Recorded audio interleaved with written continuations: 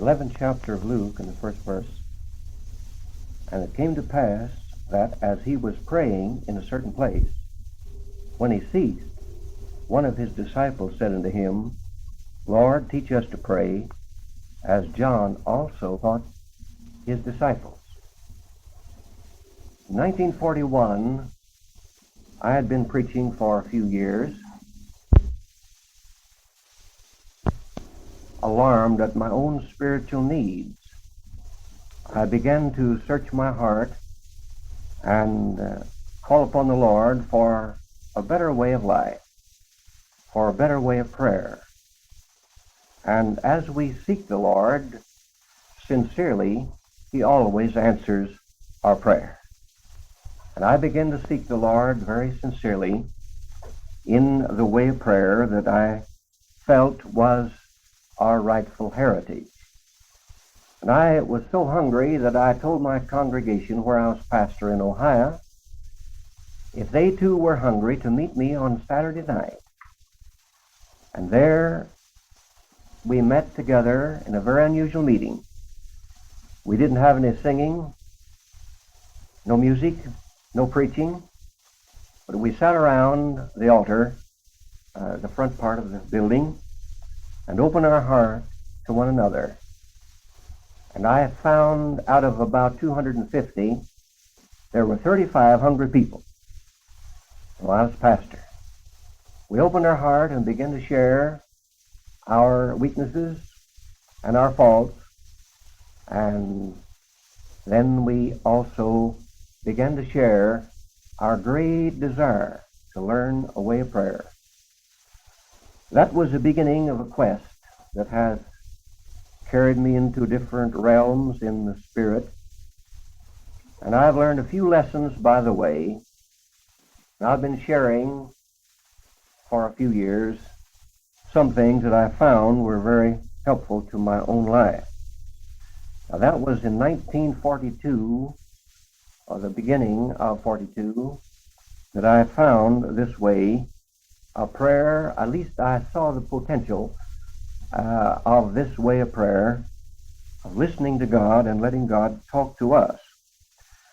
Now I began to read all devotional books that I could lay my hands upon.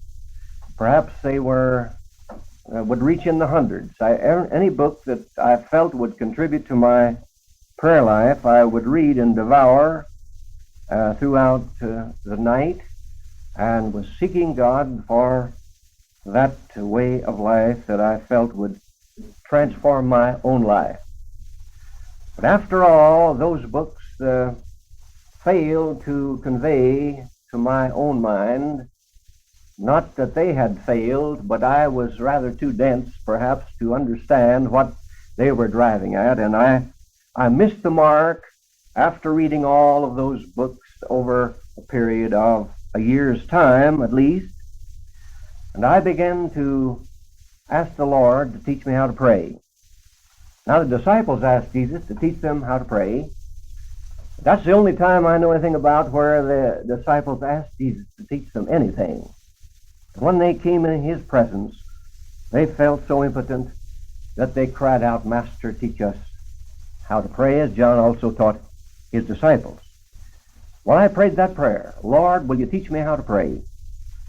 And I entered into a little covenant with the Lord that I was going to open my heart and mind more fully to Him. And I studied His prayer life in detail. I found the first thing that Jesus prayed all night. I had never prayed all night in my Christian experience. So I entered into that way of prayer. Each Saturday night I would spend the whole night in prayer. And it was a very, very nerve-wracking experience for me. I would get in my car and go along the highway or in my study and pray throughout the night. I would come back rather tense and worried and fearful and anxious, and was incapable of presenting an intelligent message to my people after that all-night prayer meeting. And I noticed that in the comparison, Jesus was serene and poised as He came from the mountainside, those all-night prayer meetings, and I was tense and fearful and rather weakened by that all-night prayer quest as I was seeking to know God's will. I realized I was missing the mark 1,000 miles. Now I found out at once that I'd made a fatal mistake in my prayer life. It's a wonder that I had reached as far as I had. I realized that I had been talking constantly to God throughout the night. It was rather a talking marathon. Instead of praying throughout the night, I was just asking God to do this and do that and do something else and come and help me to do the work that I felt that was important, and trying to enlist the Holy Spirit to be my servant instead of yielding myself to become His servant. Well, my body began to break. I became rather confused in mind, soul, and body. I didn't have anyone like this group to teach me how to pray, and no one volunteered of my acquaintance in the ministry, and I had to just learn by trial and error and defeat, mostly defeat, and once in a while I would rise to heights beyond what I had experienced up to that time. But now it began to dawn upon me that Jesus listened to the Lord throughout the night. He opened his mind, relaxed his mind, his conscious mind and subconscious, and received great power and authority by waiting upon God and listening. Now, two other things that I made a mistake in my prayer life. Not only talking, I was very discourteous to God. I'm not blaming it all on the women doing all the talking. I was doing a lot of the talking, especially to the Lord. And I didn't relax my mind and wait upon the Lord for the answer. I was so tense and so fearful and worried and so on that my body began to break, and I lost 42 pounds in that year. Now, I was 165 when I started the quest, and I was a human wreck at the end of that year, and my friends that hadn't seen me for a few months didn't know me. And I was, of all men, most miserable. I was out to find a way of prayer, but the more I prayed, the worse I became. And so I decided that I was going to have to get away from my pastoral duties. We have the telephone ringing. If it's like our home, the telephone rings all hours of the day and night. We get calls from people across the country for prayer, and we pray for people on the telephone when we can't go by plane, and it's quite an exertion to continually be on the call day and night. We have a straight line, and we try to answer all those many calls that come to us. Well, I realized I had made a mistake by doing all the talking and not learning to listen. Second, I outlined and told the Lord just how it was to be done. That was a dangerous thing. And then third, I put a time limit on when the Lord was to do the thing. And I had made 3 terrible mistakes in my prayer life, and I didn't know any better. You know, I was a minister. I certainly ought to have known better, but I did not. And so I began to see the possibility of waiting and listening and letting God give me His thoughts for my everyday guidance.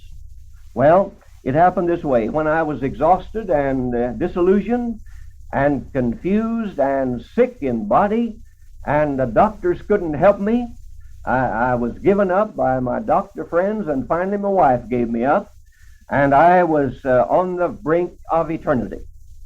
But I realized that I was still in need of knowing how to pray. My church became alarmed and said take a trip to Florida and rest a while. It was a time of war in 42.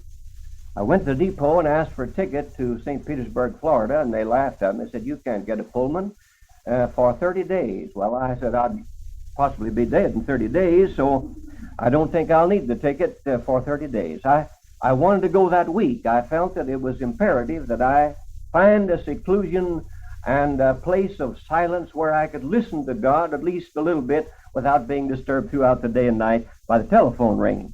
Well, Finally, I was used to arguing my case and using every power of reasoning to try to get my way. In other words, I was self-willed. And I didn't want to be denied. I told that ticket agent, I asked him where the headquarters was that I might go down to the headquarters, argue my case down to the president of the railroad line. Well, they told me where it was, and I bought a ticket to the headquarters and argued my point down there. You see, I felt I was trying to handle my own life, and I was doing the best I knew how, so I argued my case down there, and they laughed at me again. I became more tense than ever, and coming back home from that large city, the Lord spoke to me very clearly and said, just commit all to me, I'll take care of you. And I was at peace for a little while. I felt so restful and so relaxed, everything was all right. But the closer I was toward home, the more tense I became. And I got off the train and walked up the city. And the man saw me on the street. He said, Mr. Poole, I understand you want to go to Florida. I said, I do, but there's no way. He said, you go over to the ration board and tell them I sent you. Well, I said, Fred, there's utterly no use to go over there. They wouldn't give me permission to drive my car. He said, you do as I tell you. I went over to the ration board and presented my case. I didn't have to say very much.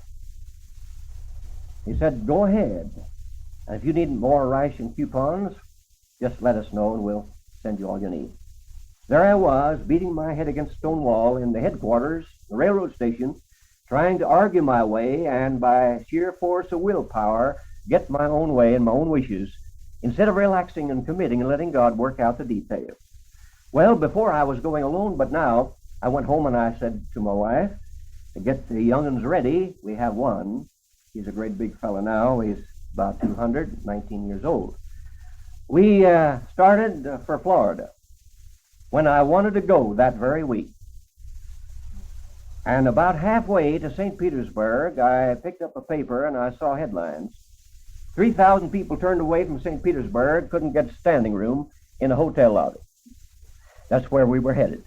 Now, heretofore, I would have been thrown off the beam and perhaps worried my wife, as well as being sick myself, worried myself sick.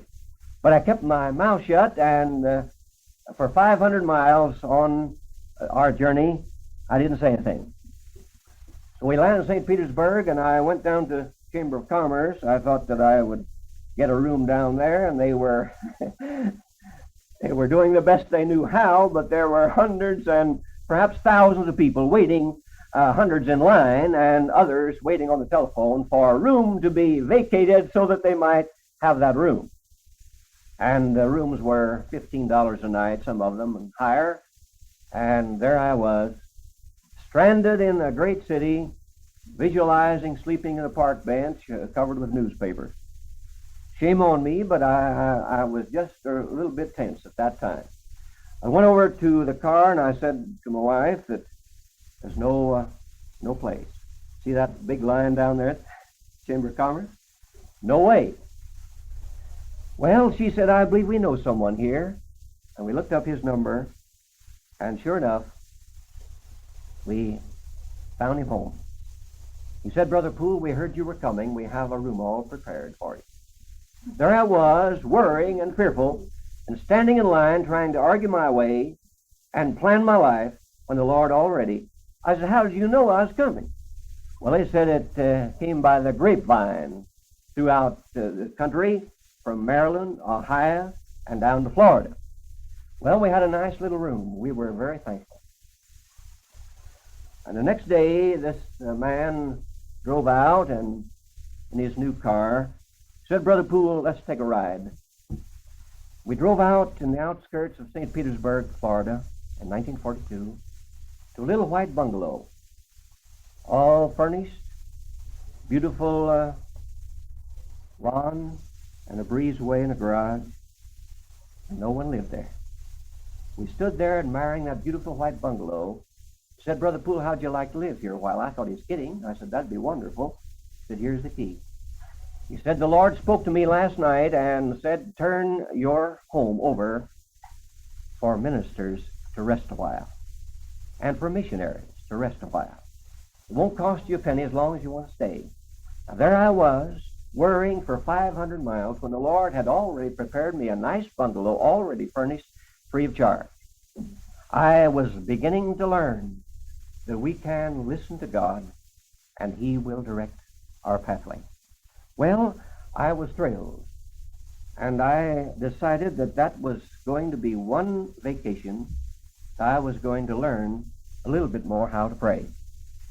For week after week, I opened my mind and heart to God and listened to God, and it was a thrilling experience.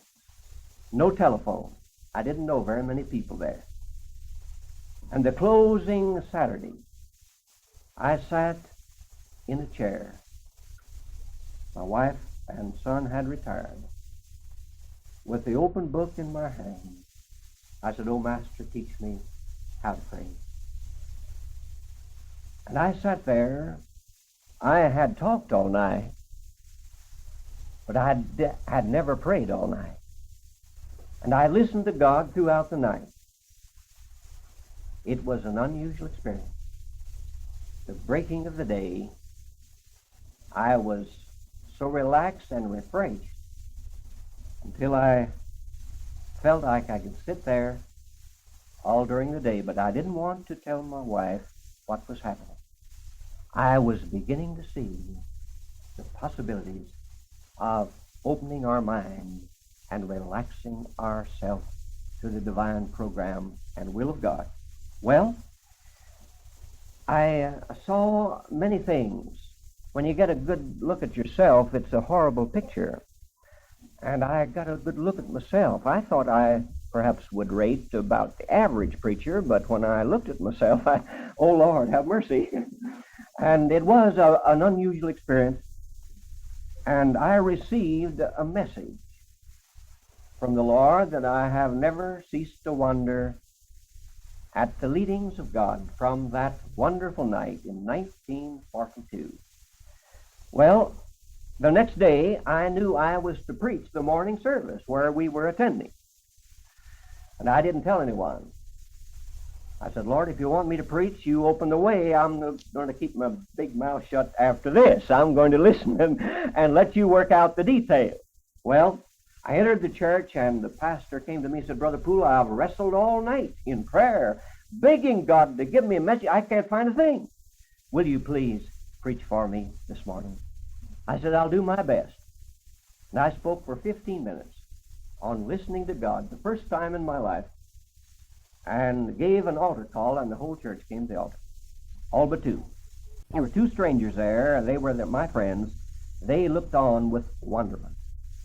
And as we wept before God and opened our heart and sharing those deeper things with one another, the Lord always comes down in nearness when we do that. It takes humility to open your heart to one another. Well, we had a very unusual experience. They followed us to our dinner table. A little group out of that church surrounded our table and said, Brother Poole, will you please tell us some more? We've never heard anything like that in all of our lives. I looked at them as tears were running down our cheeks. I said, folks, I gave you all I had this morning. In 15 minutes, I'd exhausted the subject of listening to God. I didn't know any more, and I was sincere. But from that beginning, I have been sharing for 13 years throughout this nation and Canada and the borders of Mexico the simple way of listening to God and letting God direct our pathway day by day. Not only day by day, but hourly, and yes, moment by moment. Well, We came back to our pastorate after many weeks of learning to pray. My wife kept a detailed record of all of our total expense. It amounted to $98 and some cents, round trip. The first letter that I opened when I returned to my pastorate, a check for $100 fell out of that envelope. Well, it's an awful thing to see a man actually break down and cry, but I just had to break down and just fall like a baby. Lord, will you please forgive me for worrying and becoming fearful and tense when you already had everything planned out, even the finance. I saw the possibility of committing myself unreservedly into the hands of God and letting Him guide my feeble life. It has been a very exciting and adventuresome ministry since that time.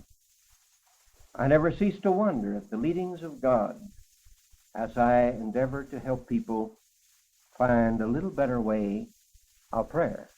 All worry, all fear ceases as long as we keep ourselves committed to Him. He takes full responsibility for our life. There are people that are learning to pray. I've read after many of them since that time. And there's something kindred to every soul that has found the secret of His presence. You'll never be the same, for once that one is touched by the Spirit of God, the whole outlook is changed in a moment's time. I was talking to one of my friends, a doctor in the city today, and he said, Mr. Poole, how does one know there's a God? How can you, with an analytical mind, discover God? Well, I said, brother, it's a divine revelation. And He can and will reveal Himself to every honest heart. And I believe that with all my heart, that if we will seek Him and let Him guide our life, He will solve our problems and lift us beyond ourselves. Now, I haven't time to tell you about our prayer work. Perhaps sometime later I might be able to share with some of you personally. But we have been thrilled with the leadings of God. Now, I believe you close at 8:30, and I have 3 exhibits tonight that I want to refer to in the closing moments that's allotted me. I was in Dallas, Texas, for a meeting just a year ago in February, the last part of February.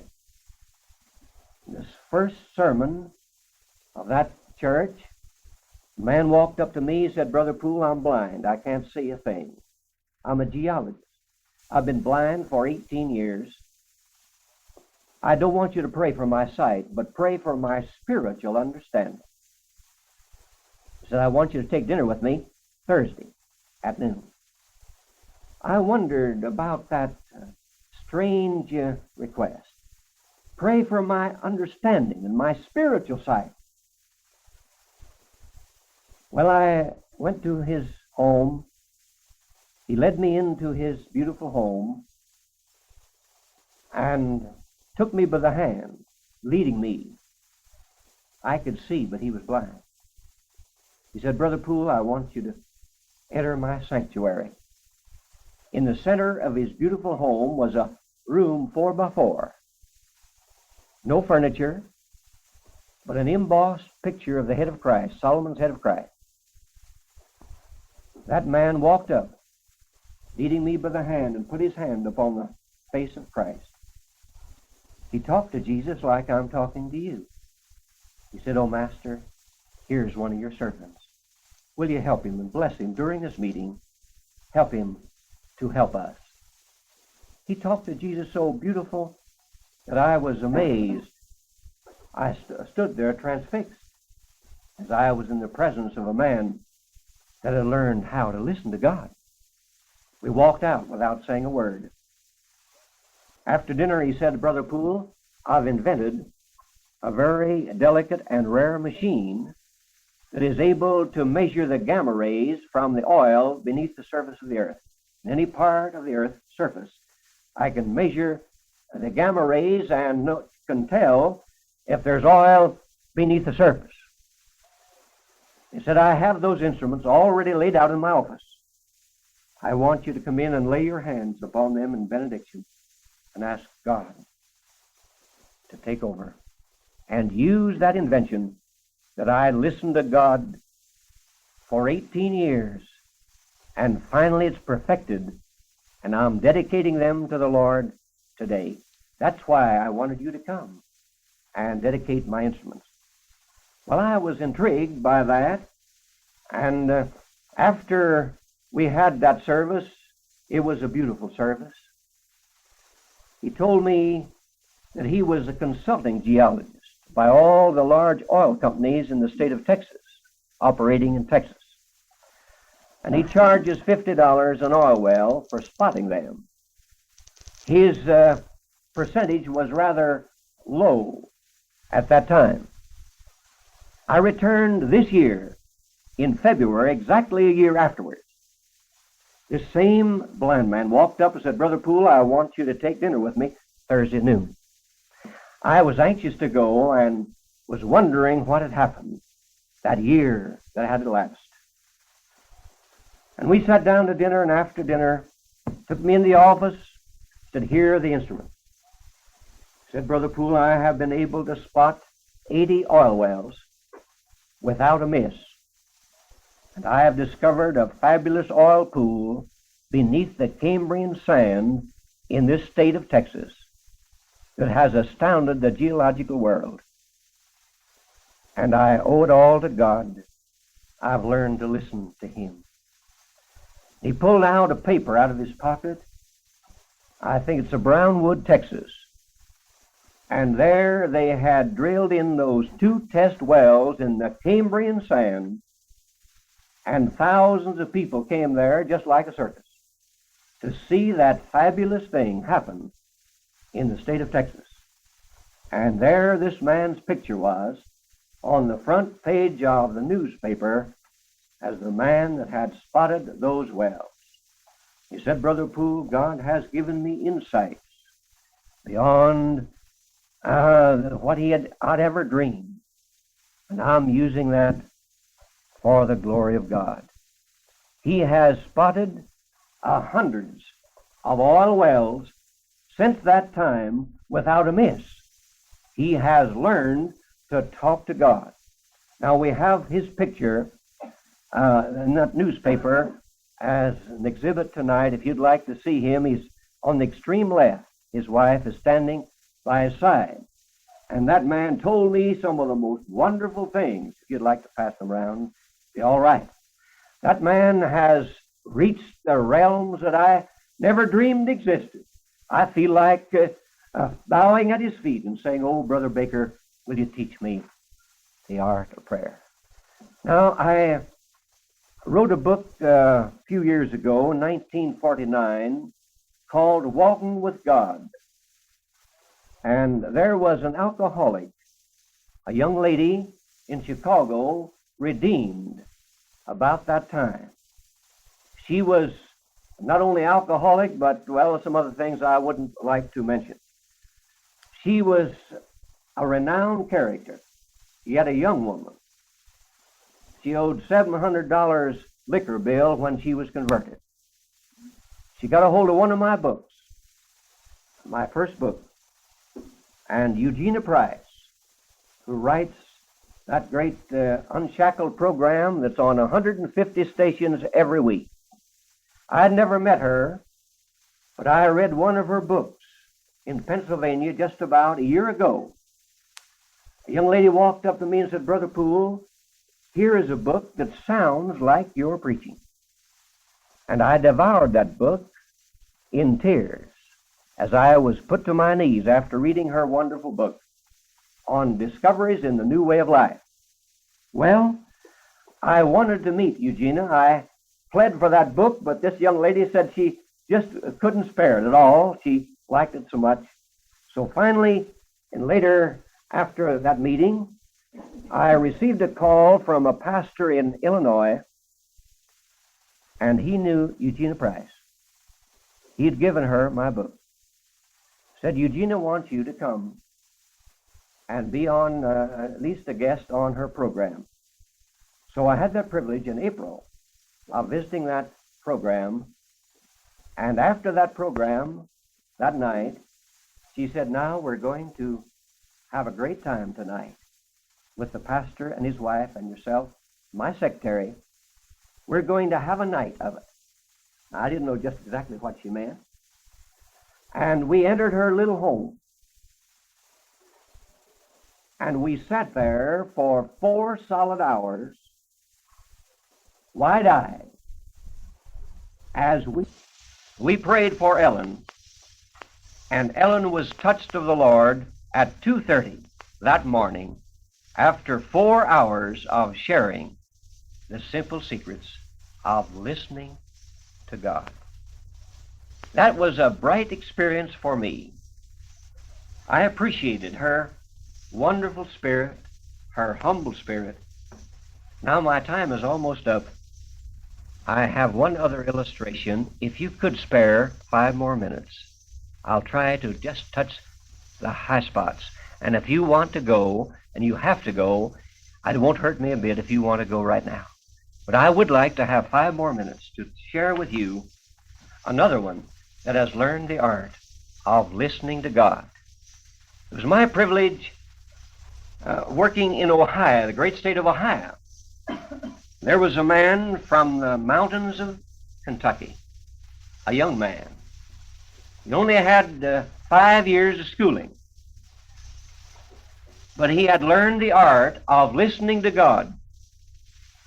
And I think that's the beginning of wisdom after all, learning from the Lord. This man came to Cincinnati, Ohio, Springfield, Ohio, and started church. It grew and grew and grew until they had 950 in their Sunday school. That man had learned how to talk to God and pray until I was attracted to him. And we would sit for a long while and share the simple secrets of listening to God. Reverend Blevins, pastor of one of the large churches at Springfield, Ohio. Now, a very unique thing happened in his ministry.